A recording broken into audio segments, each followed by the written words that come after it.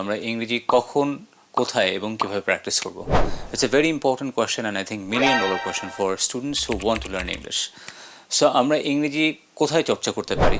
আমাদের অনেকের কাছে এটার ব্যাপারে অনেক ধরনের উত্তর আছে। কেউ কেউ বলছে আমরা ইংলিশ ল্যাঙ্গুয়েজ ক্লাবে যুক্ত হয়ে ইংরেজি চর্চা করতে পারি, কিংবা কোনো কোচিং সেন্টারে ভর্তি হয়ে আমরা ইংরেজি চর্চা করতে পারি। But I think the best place for practicing English is in your family.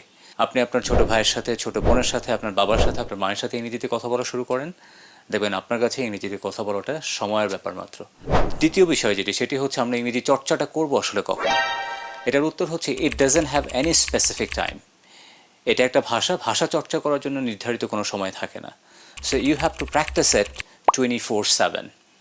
এটা আপনাকে সব সময় চর্চা করতে হবে। অলরাইট, সো ইংরেজিতে ভালো করার জন্য আমরা এই দুটো সাজেশন ফলো করতে পারি। I think it will help us a lot to become a good English speaker. That's all for today. Goodbye.